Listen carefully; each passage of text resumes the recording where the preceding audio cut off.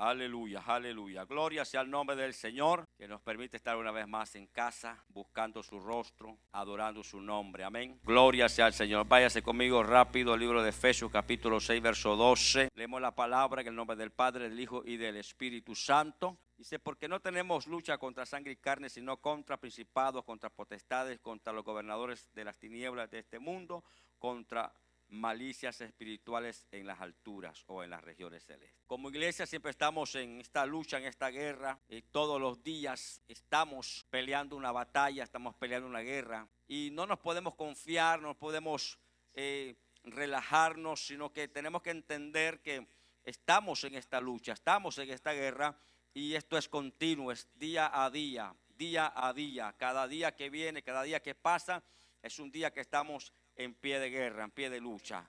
Aleluya. Yo quiero hablar también acerca de un enemigo. Yo sé que el diablo es el enemigo, las tinieblas es el enemigo, pero dentro de nosotros hay un enemigo que se llama la carne y que está batallando y lucha, hay una lucha interna en nosotros.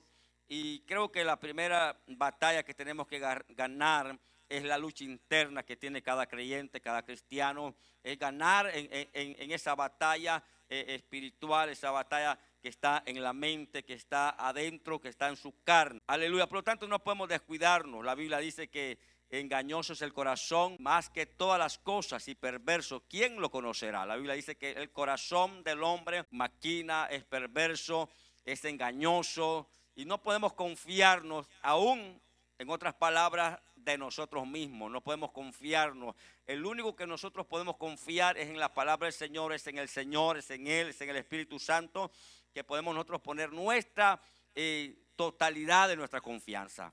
Pero el corazón es engañoso y por eso es que a veces uno dice, yo siento esto, yo siento lo otro, y al final no es nada lo que uno está sintiendo en realidad. Entonces uno tiene que tener cuidado en ese yo siento esto, yo siento lo otro, porque simplemente son sentimientos y el corazón puede estar engañándonos, puede estar dándonos una señal equivocada, un sentimiento erróneo, y podemos tener un sentimiento que no es el correcto, que no es el que realmente necesitamos para nuestra vida espiritual, porque el corazón puede ser engañoso y puede que nos estemos engañando. Y muchas veces, muchas personas se están engañando a sí mismas. Entonces el enemigo está dentro. Primero de Pedro capítulo 2 verso 11 dice, amado, yo os ruego como a extranjeros y a peregrinos que os abstengáis de los deseos carnales que batallan contra el alma.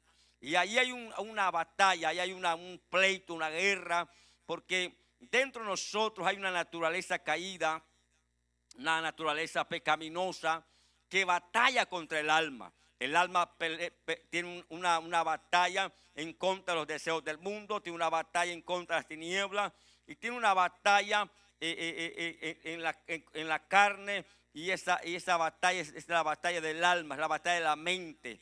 Entonces tenemos que entender que estamos en esta batalla interna dentro de nosotros y que está batallando contra el alma. Y esta palabra que habla aquí, los deseos carnales, habla acerca de la palabra concupiscencia. La palabra concupiscencia tiene dos acepciones que son por un lado la tendencia a pecar y por el otro que va más ligada a los impulsos que al estar la persona humana herida por el pecado original. Estos impulsos ya no son siempre buenos, es decir, habría una tendencia a hacerlo bien, el bien natural en cada uno de nosotros, pero también una tendencia a no ser el bien. Esto distingue, hablando de la concupiscencia actual, que son los deseos desordenados, con concupiscencia habitual, que es propensión a sentir esos deseos. Es decir, hay una concupiscencia dentro del ser humano, dentro de la persona, que tiene deseos carnales desenfrenados, y esos deseos carnales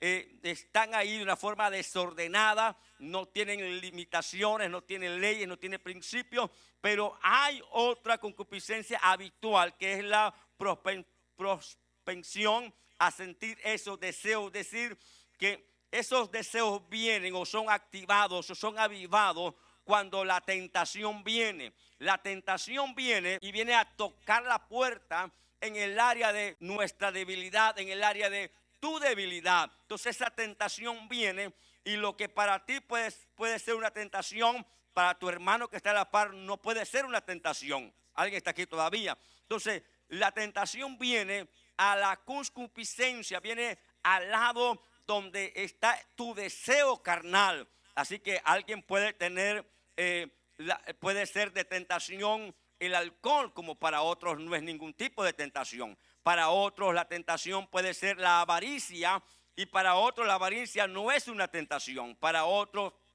en diferentes áreas de la vida, de acuerdo cuál ha sido la debilidad, o cuál ha sido el área en la cual tuviste ese problema serio en tu vida pasada, y tuviste ese problema en el área carnal, y entonces en esa área es que el enemigo o la tentación viene para no solamente debilitarte, sino a hacerte caer o hacerte volver a que tú hagas lo mismo que antes hacías en aquella área que Dios ya te hizo libre, en aquella área en la cual Dios ya te libertó. Y la tentación entonces viene a tocar la puerta, y tú estás tranquilo, no estás deseando eso malo, no estás deseando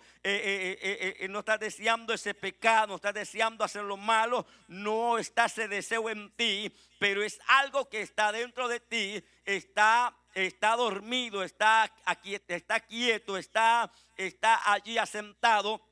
No se está manifestando, no se está moviendo, pero la tentación viene a despertar esa área que está dormida en ti, para que tú vuelvas a hacer lo mismo de antes. Por ejemplo, alguien tiene la tentación o antes estaba cautivo en la pornografía. Entonces la tentación va a venir en esa área para tentarte, y entonces estás propenso. Es algo que te vuelve a sentir algo que no estaba sintiendo, que estaba dormido, pero la tentación vino a moverte, a hacer algo dentro de ti. Por eso el libro de Santiago 1, 13, 18 dice: cuando alguno es tentado, no diga que es tentado de parte de Dios, porque Dios no puede ser tentado por el mal, ni él tienta a nadie, sino que cada uno es tentado cuando de su propia concupiscencia es atraído y seducido. Entonces la concupiscencia, después que la ha concebido, da a luz el pecado, y el pecado, siendo consumado, da a luz la muerte. Es decir, dentro de una persona, en el área de la carne, hay una inclinación, y esa inclinación es lo que a nosotros nos mantuvo cautivos en cierta área, y esa inclinación siempre está ahí. Pero cuando viene la tentación, tú sientes ese deseo de hacer aquello que antes hacías. Tú sientes ese deseo porque la tentación vino. Es posible que alguien que haya sido liberado de aquella cautividad, o de aquella área de la avaricia, y de repente viene un negocio ilícito, y ese negocio ilícito vino a tocar esa puerta, y la avaricia está ahí, como que se despertó, se mueve, y esa avaricia está ahí. Pero es un negocio no bueno, es un negocio malo, es una tranza, es un negocio que va a producir mucho dinero, pero que no es lo correcto. Pero la avaricia está ahí, se despierta, y está ese deseo, y lo hago o no lo hago. Hago este negocio en un día me va a producir lo que voy a ganar en 3 meses, en 5 meses, y de repente lo hago, y después me arrepiento, después le pido perdón al Señor, y está ese pensamiento, y está cabilgando en esos dos pensamientos: ¿será que lo hago? ¿Será que no lo hago? Y está ahí ese pensamiento. Pero el hecho que tú sientas ese deseo no significa que tú ya pecaste, pero la inclinación está ahí. Eres seducido a causa de la concupiscencia. Eres seducido a hacerlo, eres seducido, eres movido, eres tocado a hacerlo.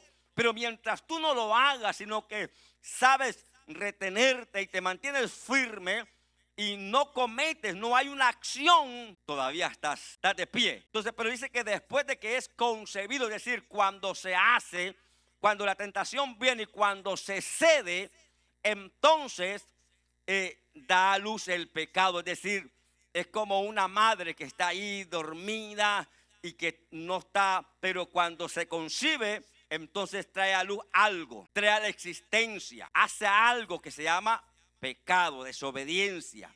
Y entonces esto produce muerte. ¿Qué es muerte? Que inmediatamente estamos separados de Dios. Humanamente estás vivo, pero espiritualmente moriste. ¿Alguien está aquí todavía? Por eso es que se produce la muerte. Entonces uno de los problemas es el descuido. Nosotros no podemos descuidar nuestra área, nuestra alma, nuestro ser, nuestro interior. No puede ser descuidado, sino que debemos de tener el cuidado de cómo podemos cuidar, porque la Biblia dice en Gálatas 5:17 que dice que el deseo de la carne es contra el espíritu y el espíritu es en contra de la carne. Entonces hay una guerra interna, porque el espíritu quiere de Dios, quiere las cosas del espíritu, quiere la oración, quiere la lectura, quiere la palabra, quiere la iglesia, quiere congregarse, quiere ayunar, quiere vigilar, quiere buscar de Dios. El espíritu es la naturaleza divina, el ADN de Dios que está dentro de nosotros, que anhela a Dios, que ama a Dios, que busca a Dios, que quiere las cosas de Dios, que quiere las cosas del espíritu. Pero dentro de nosotros hay una naturaleza caída, una naturaleza carnal, que no quiere lo de Dios, no quiere congregarse, no quiere ofrendar, no quiere adorar, no quiere alabar, no quiere buscar a Dios. Esa naturaleza solamente quiere las cosas naturales de la tierra, lo material,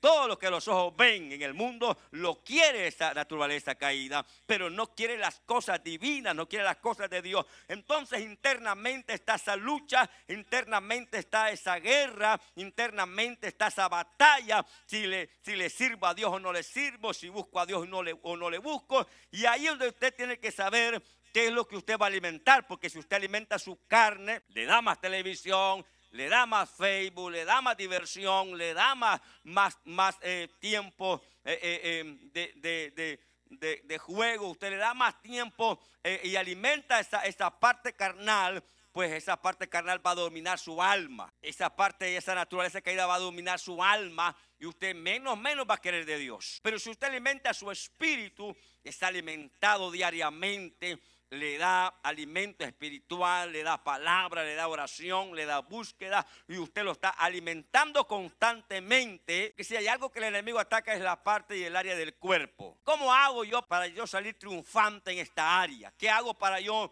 no sufrir derrotas? ¿Cómo hago para yo estar espiritualmente arriba y no abajo? ¿Cómo hago para que mi espíritu siempre esté ferviente, siempre esté motivado, siempre esté fortalecido, siempre esté con el deseo, con el anhelo? ¿Cómo hago para siempre yo estar conectado con Dios? ¿Cómo hago para estar siempre que sea vivificante mi vida, sea en otras palabras, en el mover del espíritu, que mi vida sea fructífera? Que cuando me vean siempre me vean con el ánimo, y que siempre pueda decir: amo a Dios, estoy buscando a Dios, quiero seguir buscando a Dios, estoy contento, estoy feliz en la iglesia, le estoy sirviendo y cada día quiero más de Él. Que también puede decir: estoy haciendo la lucha para ir a la iglesia. Me cuesta orar, pero bueno, ahí le hago aunque sea algo. Me cuesta, pero ahí vamos, estoy haciendo la lucha, estoy tratando. O usted puede decir: no, yo estoy firme en el Señor, yo sé lo que quiero en Dios, yo sé para dónde voy en Dios, tengo definido mi norte, tengo una visión clara de Dios,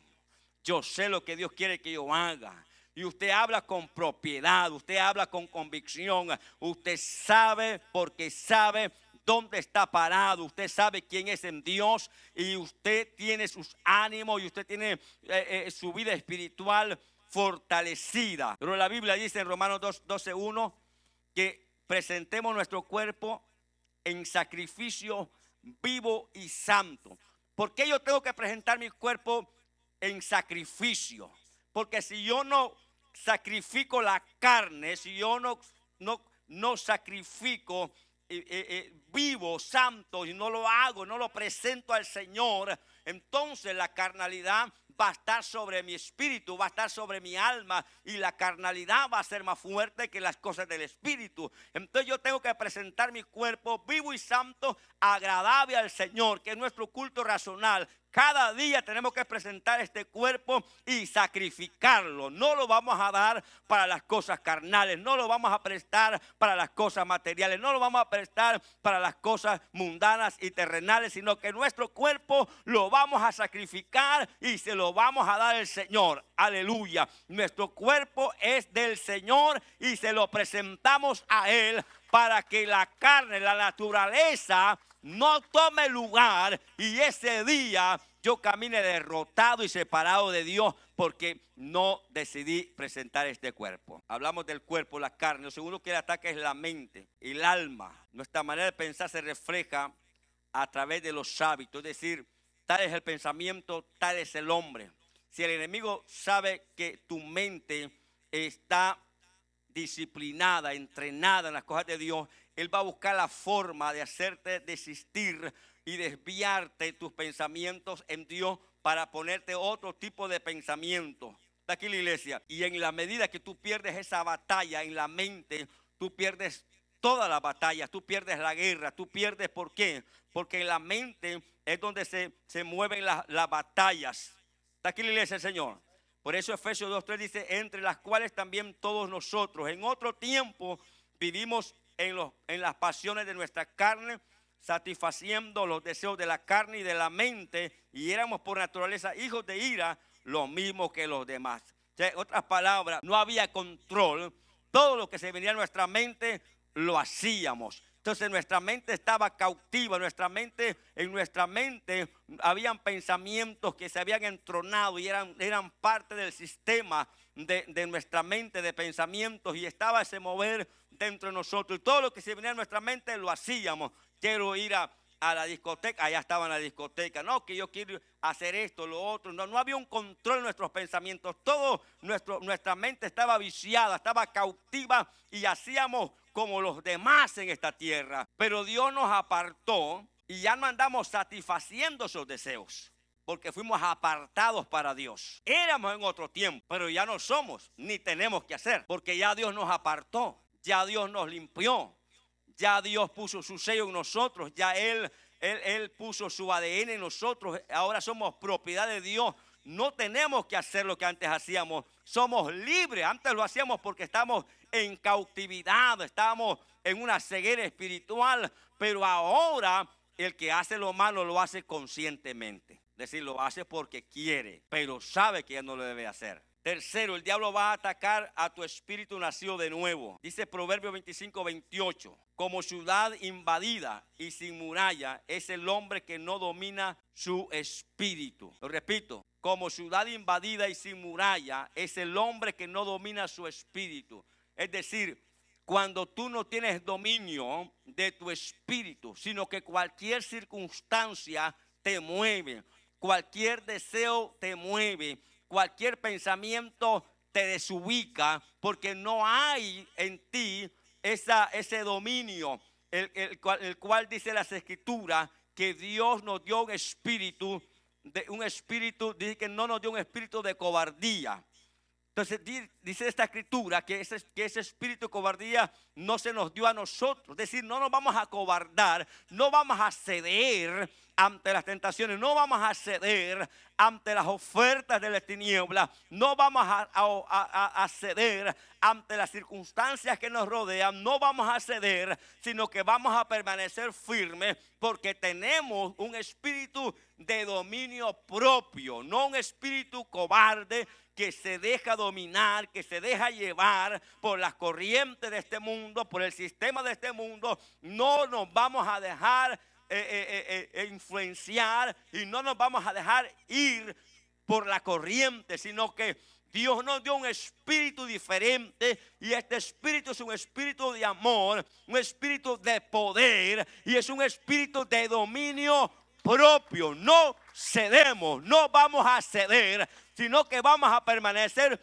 firmes. No vamos a ceder por la corriente de este mundo. No vamos a hacer lo que todo mundo hace. No vamos a correr tras la corriente de este mundo, sino que vamos a permanecer firme. Nadie tiene que moverte de tu posición en Cristo. Nadie tiene que moverte de tu fe. Nadie tiene que moverte de tu intimidad y tu relación con Dios. Nadie tiene que moverte en la creencia que tú tienes por la palabra. Nadie tiene que moverte de tu posición en Cristo Jesús, sino que tú tienes dominio y tienes autoridad.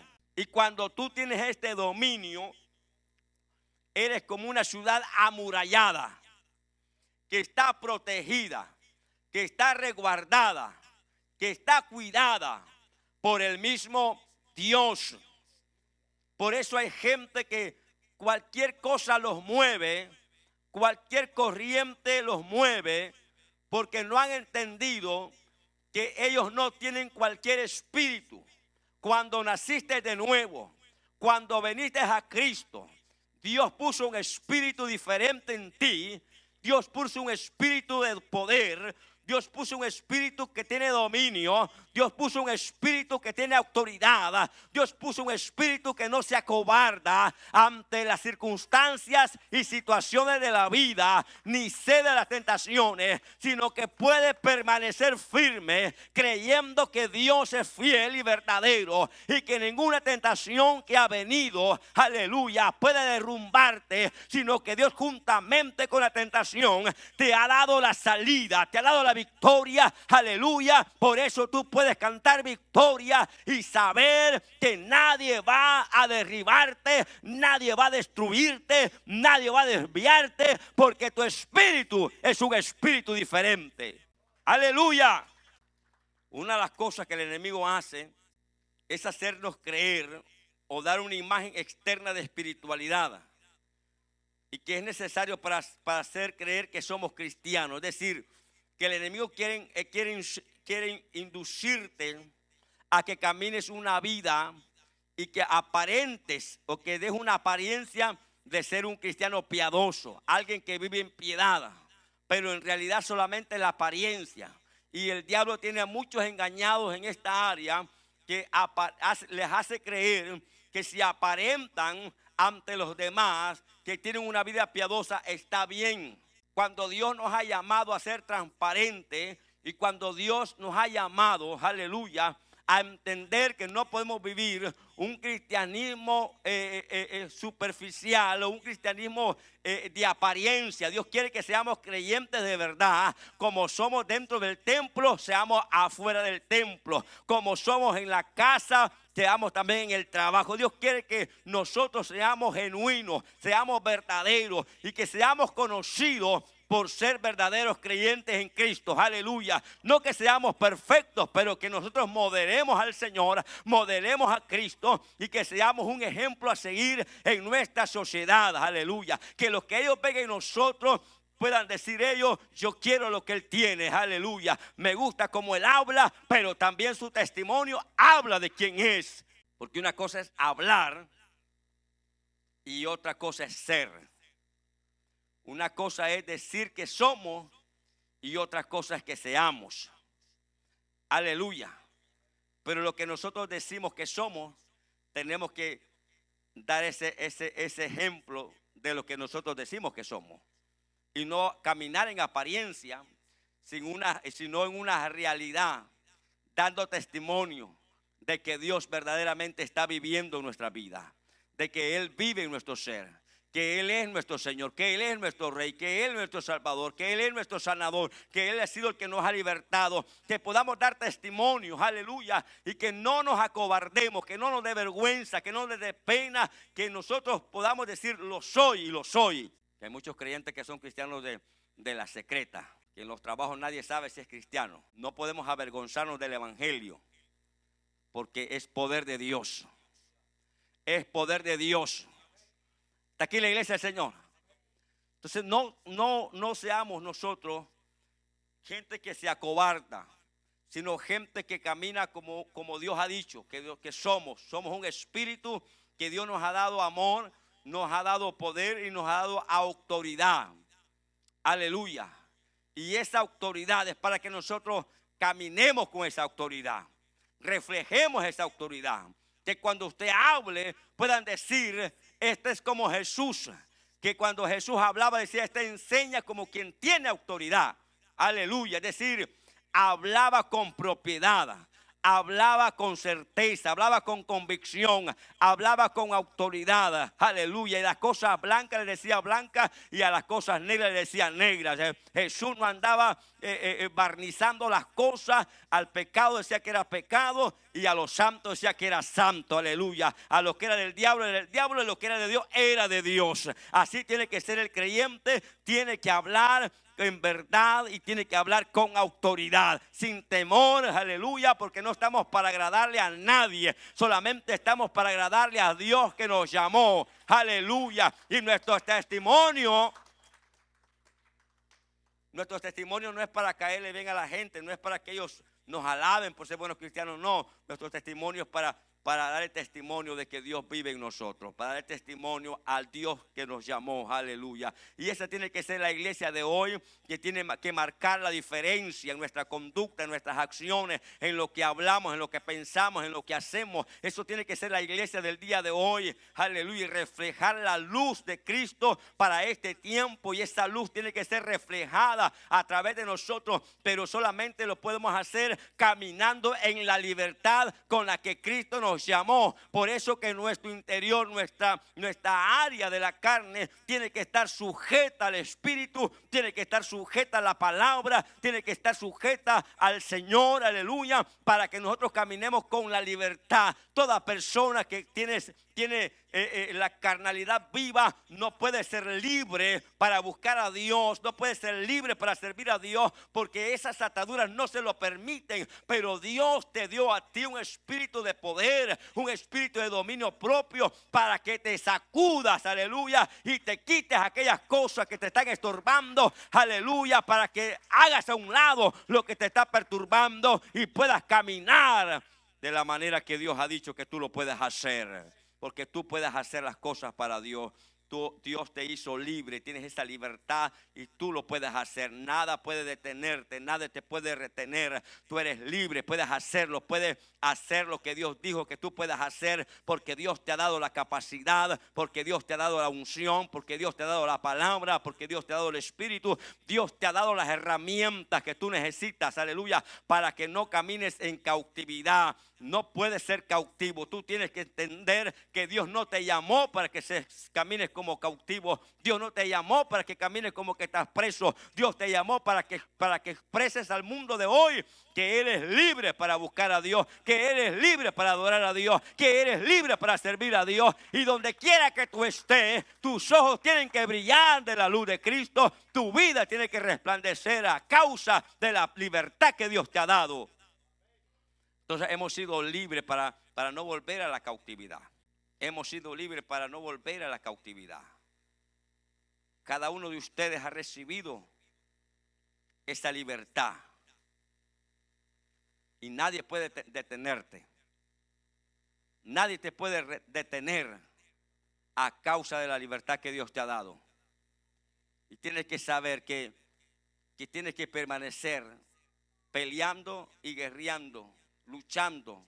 Cada día es una oportunidad, cada día se te va a presentar las luchas, las pruebas, la guerra, y cada día puede pasar algo, pero tú tienes que entender que ya Dios te ha sido propicio contigo, ha sido propicio conmigo, que ya Dios nos dio esas herramientas que nosotros necesitamos, aleluya, y el entendimiento y el conocimiento de saber lo que viene de Dios y lo que no viene de Dios. Cuando tú entiendes aquellas cosas que vienen de Dios y las que no vienen de Dios, entonces tú sabes qué hacer. Entonces tú sabes qué hacer, porque Dios te ha dado a ti la revelación y ha alumbrado el Señor tu entendimiento, ha alumbrado el Señor tu espíritu, ha alumbrado el Señor tu ser, y ahora tú sabes las cosas que a Dios le agradan y ahora tú sabes las cosas que a Dios no le agradan. Y cuando tú sabes las cosas que no le agradan, entonces tú no caminas por ese camino, tú no vas por ese camino, tú no vas por ese camino, tú no lo caminas, no avanzas hacia ese lugar, porque sabes que a Dios no le agrada, aleluya. Y cuando tú entiendes que a Él no le agrada, a ti tampoco te agrada.